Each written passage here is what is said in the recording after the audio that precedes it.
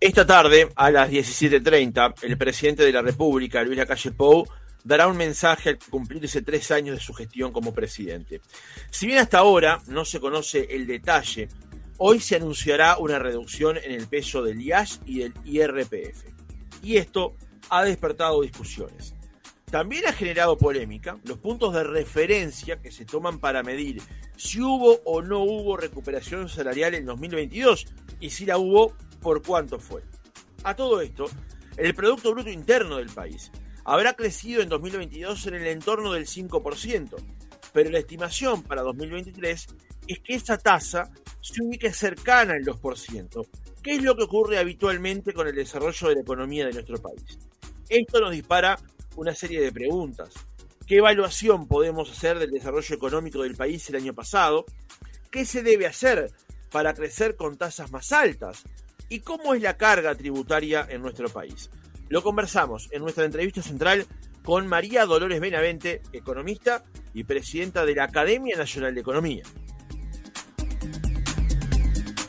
Benavente, ¿cómo le va? Buenos días, gracias por atendernos. ¿Cómo le va? Buenos días. Buenos días, gracias, el gusto es nuestro por tenerla esta mañana. En primer lugar, Benavente, para hacer una composición de escenario, digamos, desde su óptica, ¿cómo evalúa el año 2022 desde el punto de vista económico con todos los factores que incluye una pregunta de este estilo, ¿no? Bueno, en realidad si uno tuviera que analizar el año completo, tiene como dos partes, porque si tenemos en cuenta que la sequía entró a golpear especialmente en el último trimestre, nosotros teníamos un crecimiento bien interesante, como usted recién señalaba, y bueno, y la sequía entró a golpear en el último trimestre del año pasado y siguió golpeando en este. Eso trae consecuencias en el agro, que ya lo sabemos, consecuencias en materia energética. La contracara de eso, el arrastre para este año, es que tuvimos una muy buena temporada turística, que las inversiones de UPM están dando un buen empuje a la economía y que el riesgo país ha bajado. Yo creo que eso es algo en lo que nos tendríamos que detener, porque da la sensación, hoy me decía un analista económico, me decía Uruguay está de moda desde el punto de vista de los inversores internacionales, no solamente para la compra de bonos, sino para las inversiones físicas. Entonces Uruguay es un país estable, democrático, con reglas de juego predecibles, que cambian los gobiernos de distintas orientaciones políticas, que podría pensarse que uno viene y borra con el codo lo que hizo el otro, y eso no ocurre en Uruguay. Entonces es por eso que, digamos, son señales, por un lado un poco complicadas, como fue la sequía y todas sus consecuencias que han sido, desde el punto de vista de impacto económico, fuertes tanto casi como la pandemia, pero por otro lado señales muy positivas en cuanto a algunos sectores como el turismo y bueno, y todas estas inversiones internacionales que vienen al país. Centrémonos por un segundo, veramente, en lo que tiene que ver con el crecimiento. Hablábamos justamente de que es probable que la tasa de crecimiento este año se ubique en el entorno del 5%. Me refiero a lo que se va a conocer este año, del año 2022. Del 2022, claro. El promedio habitual del crecimiento de la economía uruguaya no es esa tasa. De hecho, cuando crecíamos a comienzos de la década del 2000, terminada la crisis, por supuesto, hablábamos de tasas chinas, o sea, un crecimiento que es diferente al que nosotros estamos habituados. ¿Qué es lo que tiene que hacer un país para comenzar a crecer a tasas superiores? Y cuando hablamos de crecimiento no estamos hablando de una entelequia, ¿no? Estamos hablando de cuán rico es un país, cuánto produce un país, ¿no? Claro, ese es el tema. A veces el Producto Bruto Interno parece algo tan lejano, pero resulta que es lo que se agrega de valor. Se empieza a medir el 1 de enero de cada año y se termina de medir el 31 de diciembre de cada año. Es lo que la economía agrega en cada sector, lo que agrega el agro, lo que agrega la industria, el comercio, los servicios, hasta el gobierno. Todo eso que se agrega se traduce en rentas de la tierra, en salarios, en beneficios. O sea que es bienestar, es una aproximación bastante cabal del bienestar de la población. Y uno, si mira los últimos 20 años, hasta el 2014, tuvimos tasas de variación de más del 5%. Pero luego, cuando terminó esa cola internacional tan positiva, después del 2014 las tasas de interés, las tasas de crecimiento fueron del entorno del 1%. Luego vino la pandemia, caímos, y esta recuperación, digamos que parte de bases muy bajas, la del 2021-2022, claro, porque habíamos tocado mucho fondo con la pandemia, ¿verdad? Y también la incidencia de la invasión de Rusia a Ucrania, el crecimiento de la inflación internacional, o sea, años complicados y los hay. De cualquier manera, dos cositas. Si uno mira el PBI real, obviamente, como está hoy, estamos muy por arriba de lo que era el PBI pre-pandemia, 2019, por decir.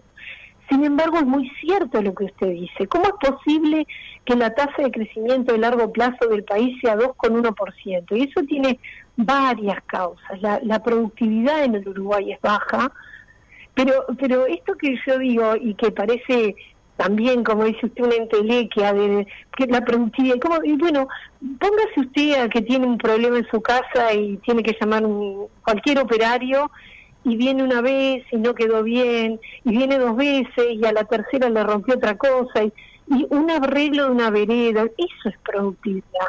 No se trabaja, en Uruguay la productividad del trabajo es baja, la productividad del capital, bueno, ahí hay medidas muy antiguas, no me atrevería a decir ahora cuánto está porque no tengo medidas ciertas.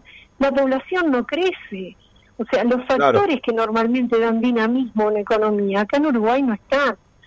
Entonces, esas tasas de crecimiento a largo plazo del país son bajas porque nosotros es como que estuviéramos produciendo por abajo de nuestras propias posibilidades, con una población más dinámica, con una productividad mejor.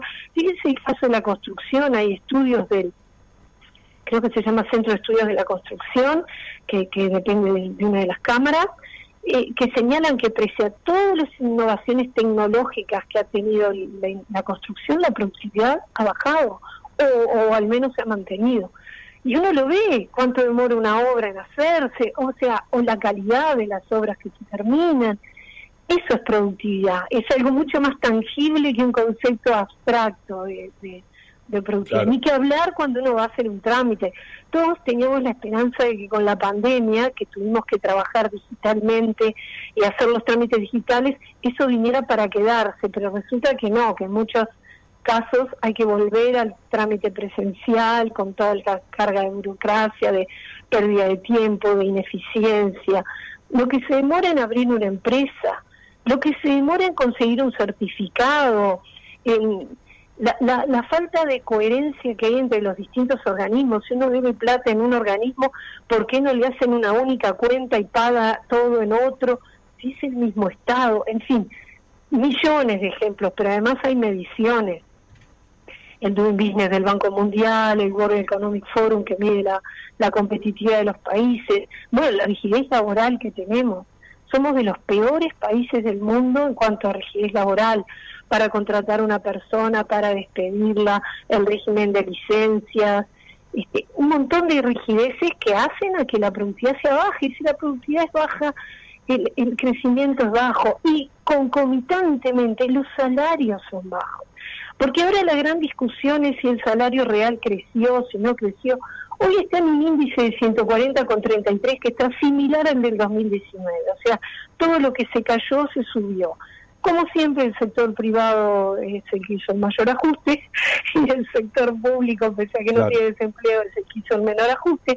Pero más o menos, pero lo importante es que el que lo está escuchando ahora usted y me está escuchando a mí, sabe que el salario en Uruguay es bajo, no da, y sin embargo es caro para el empresario, porque a eso se le agregan las cargas sociales, las leyes sociales, toda la burocracia, el tener que tener un gestor prácticamente para todos los trámites, en fin, los temas de productividad son claves y se asocian directamente al nivel de bienestar de las personas. Claro, claro. Qué paradójico eso, ¿no? El salario a la persona no le permite cumplir con todas sus expectativas, ni le permite desarrollarse completamente, y a la empresa le resulta una carga inabarcable, ¿no? La pregunta que viene ahora, María Dolores, a partir de este análisis que usted realiza es, ¿alguien en Uruguay se ha encargado de justamente quitarle ese corset o por lo menos aflojárselo con el paso del tiempo al país?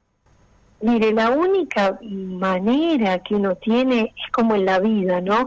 Si yo estoy gordita, sentada en mi casa, sin trabajar, porque me mantienen mis padres y no sé qué, bueno, voy a sobrevivir, más o menos, no me dará mucho la plata, pero me revuelvo, pido un préstamo, lo voy pagando, una calecita. Pero el día que mis padres me matan la vaca y me dicen, no, mira, tenés que salir a trabajar, esta es la vida, enfrentate a la competencia, buscate un laburo, ese día ahí se ve como estoy, es la hora de la verdad. Y Uruguay la única que le queda es abrirse más al mundo. Por eso todo lo que estamos hablando, reforma de las empresas públicas, reforma de la burocracia, todo eso viene casi solo por obligación cuando uno se abre al mundo. Por eso la importancia de que Uruguay finalmente haya firmado la dichosa carta para unirse al CPTPP, que es el Acuerdo Transpacífico, donde ahora no está Estados Unidos, pero que quiere ingresar China. Chile acaba de ingresar, o sea, no hay un tema ideológico, acá es un tema de comercio, es un tema de bienestar de la gente. El Acuerdo Internacional de Patentes, firmado por 157 países, resulta que acá en Uruguay hablamos de un porcentaje del gasto público de innovación, y está bien, hay que hablarlo, pero resulta que después el innovador, el inventor, tiene que registrar su patente en no sé cuántos lugares. ¿Por qué? Porque no estamos adheridos al Tratado Internacional de Patentes, por un lobby que hay. Bueno, en fin, habrá que contemplar esos lobbies, habrá que ver transiciones, pero no puede Uruguay seguir al margen de la economía internacional, no tenemos un solo acuerdo de libre comercio firmado. Las noticias que vienen de Francia y de Países Bajos son horribles, no quieren nada con el Mercosur. Prefieren firmar con cualquiera, pero no con el Mercosur. Y Argentina es un país sumamente cerrado que va por un camino de dirigismo y de proteccionismo que ha demostrado ser un fracaso en el mundo. Brasil es un signo de interrogación porque Lula dijo que sí, pero dijo sí después de la Unión Europea, y si la Unión Europea dice que no, es un no. Entonces Uruguay tiene que recorrer ese camino. Si lo puede recorrer en el Mercosur, mejor. Si lo tiene que recorrer solo, también. O sea, no hay otra esperanza para un país de 3 millones de habitantes, que somos los mismos hace 20 años, 3 millones y medio. No hay otra esperanza que abrirse al mundo. Ahora, justamente, María Lore, sobre eso de abrirse al mundo, me quiero detener un segundo en eso, porque en los últimos 23 años, desde el 2000 para adelante, el gobierno de Valle en adelante, Uruguay firmó un tratado de libre comercio con México en el gobierno de Valle. Después se firmó un tratado con Chile en el gobierno de Vázquez, luego uno con Israel, y ahora se ha firmado un acuerdo en el Mercosur con un país asiático. En 23 años, tan solo esas expresiones. Por eso, de vuelta vuelvo a la paradoja o a la contradicción. Sabemos que tenemos que abrirnos, pero todo lo que hemos hecho en esa dirección parece no alcanzar. Pero sin duda que no alcanza. Si uno mira el coeficiente de apertura, vio que normalmente uno mira exportaciones menos importaciones para ver el saldo de la balanza comercial, ¿no? Lo que vendemos menos lo que compramos. Pero si uno lo suma y lo compara con el producto, ahí tiene una medida internacional de cuán abierto al mundo es un país. Y realmente el coeficiente de apertura de Uruguay viene cayendo y cayendo, y cayó en el 2020 también, pero viene cayendo desde el 2012. El coeficiente de apertura. No se ha hecho nada. O sea, se es lento, se es burocrático en lo interno y no se firman tratados internacionales. El Mercosur es un brete, por supuesto que es un brete, pero hay que buscarle la vuelta de poder firmar aún sin el Mercosur, porque esto es receta del fracaso. Hay que probar otra receta. Pero como usted dice, otros acuerdos. Y bueno, y ahora se está hablando con China, que eso es lento, se sabe que es lento, no queda otra. Y una cosa adicional, si logramos ingresar, como ingresó Chile, al Acuerdo de Transpacífico, eso no solamente implica un acuerdo de comercio. Tenemos que pensar que estos acuerdos de comercio, la gracia no es importante vender más leche, más carne, sí, pues la gracia son las inversiones que se vienen a radicar al país para aprovechar esos acuerdos. Claro. Claro. Y un acuerdo como este, que es como decía, como dice el economista Luis Mosca, es como la ISO 9000 de los acuerdos, porque ya ha recogido todas las buenas prácticas de todos los acuerdos y ya están incorporadas. O sea, al país que ingresa le da como un estatus muy superior a la hora de negociar con cualquier otro país. Sí será importante. Ahora el vicecanciller Nicolás Albertoni se va a reunir con su par de Nueva Zelanda para reforzar el tema del envío de la carta que llevó el canciller Bustillo.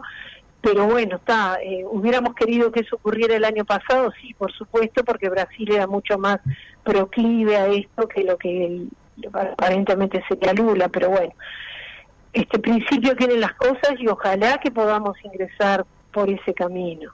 Sí, además justamente Nueva Zelanda es un país que compite por los mismos mercados y con los mismos productos que Uruguay, ¿no? Sí, y además hay que hacer una diplomacia fina ahí de ver qué países, porque esto se vota, ¿verdad? Los miembros actuales votan el ingreso de nuevos miembros. Y Uruguay no genera resistencia. Como decíamos hoy, Uruguay está de moda, es una democracia estable, reglas de juego claras, un régimen democrático que se destaca en el mundo, crecimiento. Me parece que es un buen candidato, que no molesta, porque no tiene tampoco una producción que vaya a avasallar a nadie, o sea que hay buenas esperanzas de eso.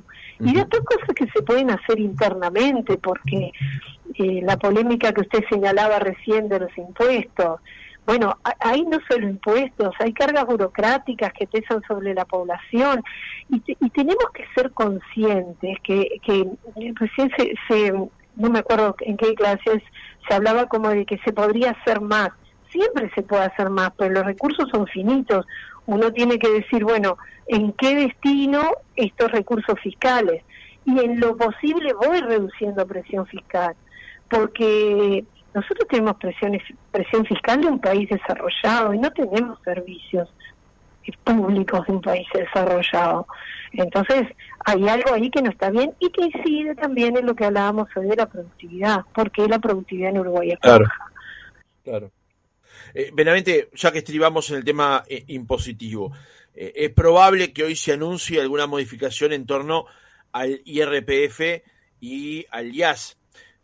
Sabiendo que es un impuesto que afecta a sectores de determinados ingresos. O sea, ahora no recuerdo estrictamente el dato, pero sé que en el entorno del 60-70% de la gente en Uruguay no paga IRPF porque su sueldo no alcanza para ser alcanzado por ese tributo.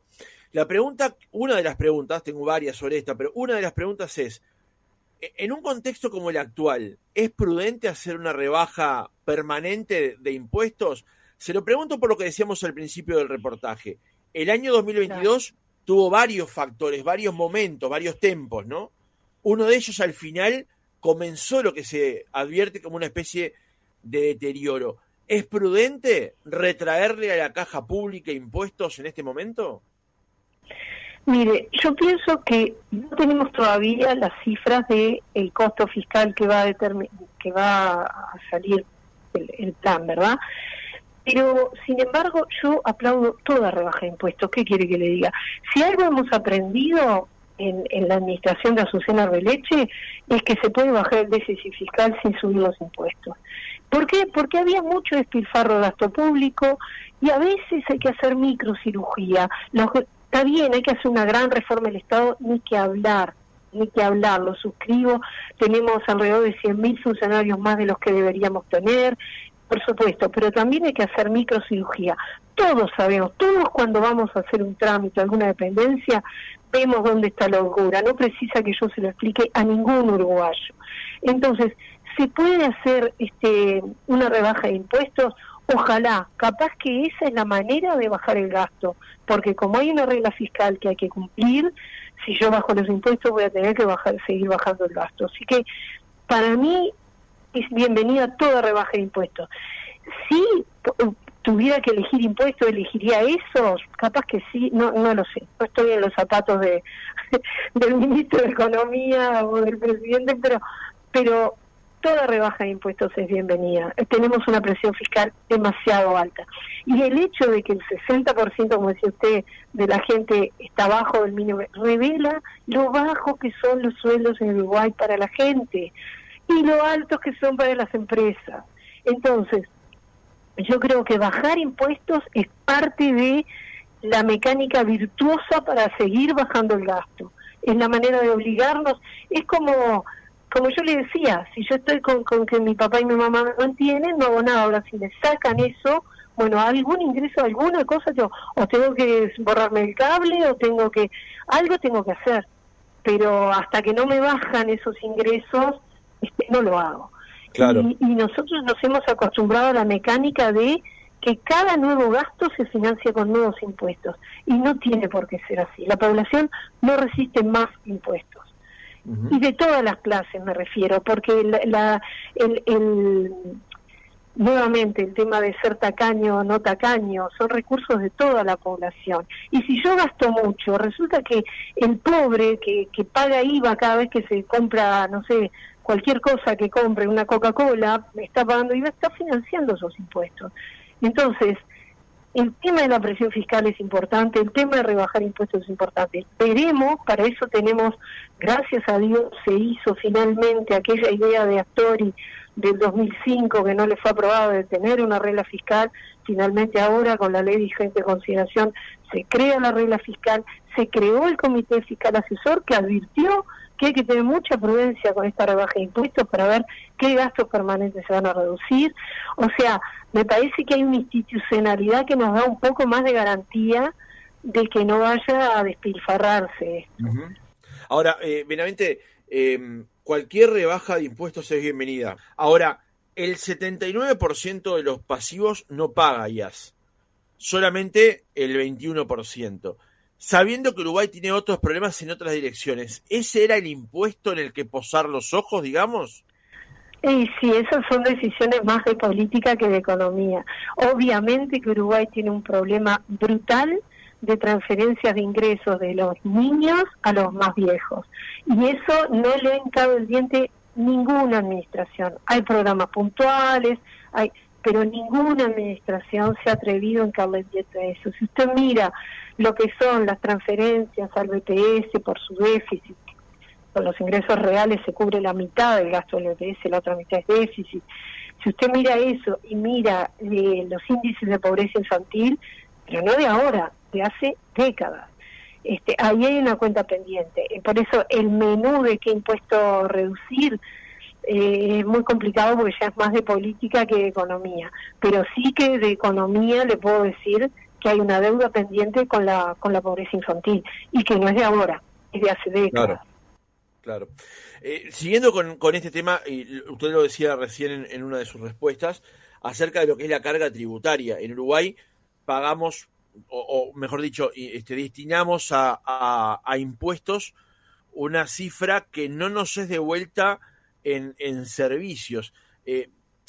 ¿Cuáles son los pasos que habría que dar eventualmente para lograr justamente ya no planteo una rebaja de los impuestos profundo, pero sí en servicios, en mejores servicios, ¿no? Bueno, lo que pasa que ahí yo leo mucho y escucho mucho a Conrado Ramos, que es una de las personas que más sabe de estos temas, y también en la Academia de Economía hicimos un trabajo sobre empresas públicas. Cuando usted dice servicios, es obvio que se está refiriendo no solo al gobierno central, sino también a lo que nos devuelven las empresas. En cuanto al gobierno central, bueno, creo que ahí sí no queda otra que una reforma del Estado, pero en serio, que ha sido anunciada en varias administraciones. Yo recuerdo la última, Tabaré Vázquez, se acuerda que dijo que iba a ser la madre de la reforma, y nadie ha podido con eso. Es muy grande el sector público en Uruguay, al contrario, aumentaron el número de funcionarios públicos, creo que fueron casi 80.000 más, ya teníamos sobrante y encima los aumentaron, entonces eso es un problema. ¿Por qué? Y porque usted cada vez que va a tocar eso, está tocando una familia, porque fíjese que tenemos 300 y pico de mil funcionarios públicos, el 10% de la población total del Uruguay está empleada en el Estado, es una barbaridad. Y en cuanto a las empresas públicas, hay un trabajo que hizo la Academia de Economía, que tiene un centro de estudios que se llama Faros, que lo encomendó a Ignacio Muncho del Piazzo y Regent del Instituto de Economía de Montevideo, y ellos llegaron a la conclusión con un análisis espectacular que hicieron los tres, pero en particular del Piazzo, analizó todas las buenas prácticas que señala la OCDE que tienen que cumplir las empresas públicas. De esas, que son, no sé, 30, 40, seleccionó las 16 más importantes. Y de esas se fijó que todas están reglamentadas en Uruguay, pero no se cumplen. Por ejemplo, usted no puede construir una torre de Antel. Usted no puede hacer una Antel Arena porque no está en el estatuto, en la Carta Orgánica. Y sin embargo se hace. Usted no puede postularse a la política y hacer política desde su cargo en una empresa pública. Y sin embargo se hace. Y un montón de cosas. De esas 16 reglamentaciones, no me acuerdo, había una sola que requería ley, y no sé, la verdad que ahora el trabajo tiene unos años, no me acuerdo cuál era, pero el resto simplemente requerían la voluntad de cumplirse. O sea que ahí, como usted decía, no hay nadie que quiera, bueno, claro, alguien debería querer. Yo pienso que OPP, Isaac Alfi, esto lo tiene clarísimo, y pienso que OPP tiene que estar estudiando estos temas que son difíciles, porque usted tiene que pisar muchas chacras creadas, muchos beneficios ya creados y escritos en piedra que hay en las empresas, pero bueno, ¿pueden los directores de las empresas públicas postularse a cargos políticos? ¿Deberían tener vedada su participación de por vida en 5 años, 2 años? O sea, son cosas que tenemos. Fíjese que los dueños de las empresas públicas somos nosotros, y nos enteramos por la prensa de que nuestros mandados hacen tal y cual en obra, tal y cual. No hay una rendición de cuentas, no hay el que nos representa es el presidente de la República, y muchas veces tampoco se entera ex ante. Por lo menos una mesa de coordinación de empresas públicas, por lo menos una rendición de cuentas más, que creo que en eso se está avanzando bastante. Pero les recomiendo que miren el trabajo ese, está colgado en la web de la academia, porque no tiene desperdicio. Y ojo, hablamos de las empresas públicas, pero ¿y los satélites? Que esos ni siquiera tienen el control del Tribunal de Cuentas. Ahí hay mucha tela para cortar. Sí, yo no quiero opinar en el medio del reportaje, pero cuando usted hablaba recién de la estructura pública, me vino inmediatamente a la cabeza 2 noticias que ocurrieron en los últimos días, y es imposible no mencionarlos, con respecto a lo que uno entiende por lo menos como nepotismo. Por lo menos no, como nepotismo. El caso de lo que ocurrió en Salto, con la cuñada del intendente, y el caso de lo que ocurre en Artigas, donde la pareja del primo, y hay horas extras y no hay controles. Entonces, a veces uno dice, bueno, a ver, ¿cómo podemos empezar a hacer las cosas macro? Pero resulta que después se nos escapan las tortugas, ¿no? Exacto, pero además, yo no desconozco la normativa municipal, pero seguramente que haya una disposición que prohíbe eso y no se cumple. Habría que estudiarlo, capaz que no la hay y haya que ponerla. Pero el gran problema del Uruguay es eso. Estamos llenos de leyes draconianas que no se cumplen. Entonces, bueno, ese ejemplo que usted señalaba de las intendencias, pero vamos más al hueso. ¿Para qué queremos 19 intendencias si somos más chicos que un barrio de San Pablo? ¿Tiene sentido que tengamos 19 intendencias? ¿O tendríamos que hacer como hicieron los padres de la patria, que creo que dividieron el país en 4 o 5 y punto? Y un montón de cosas así, pero bueno, hay que hincarle el diente, no hay que tenerle miedo a la reforma, porque así vamos en una lenta muerte, creciendo, como dice usted, al 2%, con una productividad bajísima, con salarios que no alcanzan, pero a la vez son caros para las empresas, y quejándonos y alegrándonos cuando llueve el maná del cielo, algún tipo de cambio favorable, algunos términos de intercambio, y quejándonos cuando hay sequía o hay tipo de cambio bajo, y no es así. Los países que han salido adelante no han salido rezando al maná del cielo. Veramente, ya acercándonos al cierre del reportaje, estamos hablando y discutiendo ahora en el Parlamento una reforma de la seguridad social, y aspectos centrales de esa reforma de la seguridad social son cuestiones que usted manejó durante este reportaje: impuestos, déficit y también esperanza de vida, y también desarrollo de la población, ¿no? Cuestiones de crecimiento poblacional, que seguramente vamos a conocer más en detalle de eso cuando se termine el censo que arranca este año. En una primera pregunta, para luego profundizar en algunas otras eventualmente, ¿era necesaria una reforma de la seguridad social, cambiar aspectos y parámetros de la seguridad social en Uruguay? Mire, yo como ya no estoy más en la FAP del tema de seguridad social, no estoy hablando mucho, pero sí le puedo decir que la respuesta es absolutamente sí, era necesaria. Estas reformas no pueden ser estáticas. La reforma fue el año 95, empezó a aplicar en el año 96. La esperanza de vida de una persona que llega viva a los 60, 65 años es de más de 82, 86. Entonces, que se hacía necesaria una reforma, se hacía. El sistema de reparto es inviable, pero no en el Uruguay, no por culpa de nadie, es inviable en el mundo. ¿Por qué? Porque la gente tiene menos hijos, porque gracias a Dios vive más, y bueno, y es insostenible, porque es como dicen, es un esquema de Ponzi. Si yo no agrando la pirámide, la base de la pirámide, esto se cae, y bueno, y la base de la pirámide cada vez somos menos, y cada vez vivimos más, ya no es una pirámide, es un rectángulo. Entonces, realmente que no da en Uruguay, no da en el mundo. Entonces, ¿qué ha hecho el mundo? ¿Cuáles son las recomendaciones de la OIT? Y bueno, 3 pilares, uno básico, que sea de reparto, con asistencia del gobierno, uno de capitalización individual y uno voluntario. Eso se quiso hacer en el 96, quedó muy gordo el sistema de reparto todavía, pero bueno, y el sistema de capitalización es mínimo, pues fíjense, el 75% del dinero sigue yendo al régimen de reparto, no con la reforma, ahora, y solo el 25% va a su cuenta. Ese es nuestro capitalismo salvaje, es que el 25% de tu dinero va a una cuenta que es tuya y que te va a dar un complemento de la jubilación.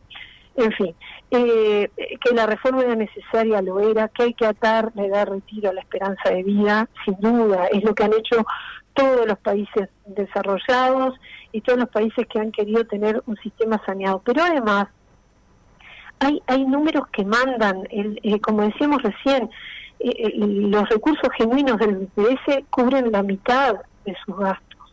Después hay impuestos afectados y todo, pero el resto viene de rentas generales o de impuestos. O sea, no es sostenible el sistema. Algo hay que hacer. Y si no, seguimos pateando para adelante. Y estas son reformas que, si no se hace nada ahora, hoy no nos vamos a dar cuenta. Pero nuestros hijos sí, nuestros nietos ni que hablar. Entonces me parece que es muy responsable encarar una reforma ahora. Nosotros salimos bastante bien posicionados en los índices internacionales de seguridad social, el índice Mercer, que se acaba de incorporar Uruguay a ese índice, lo cual es algo muy bueno. Y yo creo que es porque las cosas se hacen muy pensadas. La reforma del 95 fue una reforma muy pensada, que persistió durante gobiernos de distintos signos políticos. Eso es una característica muy buena de Uruguay. Entonces yo creo que con esta reforma va a pasar lo mismo, más allá de matices o de discrepancias o de posturas que a veces son más políticas que técnicas. Esta reforma hay que hacerla y los próximos gobiernos la irán ajustando, la irán viendo, porque estos son sistemas vivos, no son sistemas estáticos, pero yo creo que la reforma era absolutamente necesaria. Claro, conviene aclararle a la audiencia que María Dolores Veravente hasta hace muy poco tiempo fue gerenta general de Unión Capital AFAP, por eso los reparos que pone para hablar sobre este aspecto.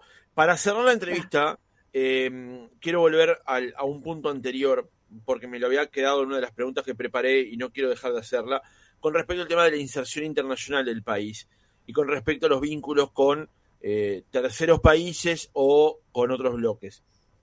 Hablábamos justamente de la acción que toman los gobiernos, que son al fin y al cabo quienes abren las puertas para que luego los empresarios hagan negocio. Ahora, a mí me ha llamado la atención, Benavente, porque le cargamos la tinta obviamente a lo político, pero también me ha llamado la atención los reparos que, por ejemplo, el señor Pache de la Cámara de Industrias ha puesto a que, no rompamos el Mercosur, o sea, busquemos nuevos mercados, nuevos negocios, pero no tensionemos innecesariamente al Mercosur. Y a veces da la impresión de que tenemos aquí como una especie de síndrome de Estocolmo con respecto al Mercosur, ¿no? No, yo creo que es válido el tema de que el Mercosur, si uno puede, se lleva bien con el vecino. Se lleva bien con el vecino y participa en las reuniones de edificio y esas cosas. Ahora, si el vecino le prende fuego la casa todos los días y pone la música todo lo que da, bueno, usted tiene derecho a mirar para otro edificio y tratar de mudarse y tratar... Me parece que ni una cosa ni la otra. No hay que irse dando un portazo, hay que negociar y hay que seguir nuestro camino, que creo que es la política que se está siguiendo ahora. ¿Qué, nos van a echar? No nos van a echar, ¿qué nos van a hacer? ¿Nos van a sancionar? Bueno, hoy por hoy no son nuestros principales mercados, ya no son los del Mercosur. Brasil sí, y Argentina más para los servicios. Pero es entendible lo que dice el presidente, me decía usted, de la Cámara de Industrias. Obvio, hay empresas que tienen en los mercados del Mercosur sus principales clientes, pero hay que mirar el país como un todo. María Dolores Benavente, economista, presidenta de la Academia Nacional de Economía, gracias por haber estado otra mañana con nosotros. Muchas gracias a ustedes.